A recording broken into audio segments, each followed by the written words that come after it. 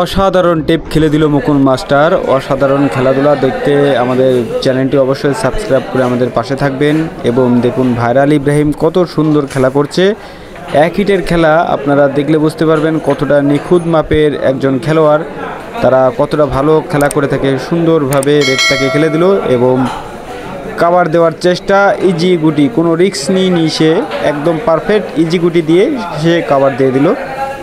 আর আমাদের ভিডিওটা ভালো লাগলে অবশ্যই লাইক কমেন্ট শেয়ার করবেন আর ভিডিওটা শেষ পর্যন্ত দেখবেন, আশা করি দেখলে ভালো লাগবে। ধন্যবাদ সবাইকে।